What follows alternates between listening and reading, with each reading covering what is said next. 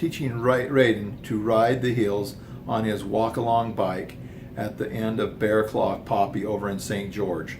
There, at the end of Bear Claw Poppy, there's a trailhead that comes down by the base of the mountain there. And when Raiden was 3, he could ride a bike.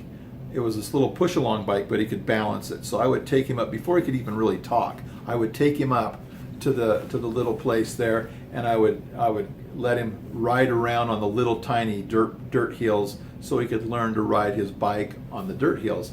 And it was a lot of fun. And he would push his bike, and then he would ride it down and push it and ride it down. I just had him do little simple things, and it was so much fun being able to be with him. I remember leaving St. George and crying quite a few times that I had to leave him there. It was so much fun. I loved being with him. I love Tessa, and I love Titan. I love to look into Tessa's eyes because I can see heaven. I say, Tessa, let me see in your eyes. I want to see heaven. So I look in her beautiful eyes, and I see heaven. Same with Ty.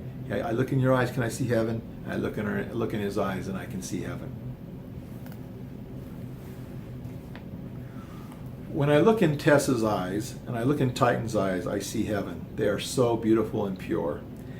So when I see Tessa, when she comes to see me, I always say, Tessa, I want to see heaven. Let me look in your eyes. And so I look in her little eyes, and they're just this beautiful, soft blue eyes. They're just gorgeous eyes, and so are Titan's. His eyes are just like hers, and they're so beautiful. And when I look in their eyes, it seems like I see their spirit and their child of Godness, basically. It's just so sweet to look into their eyes and see their beautiful soul.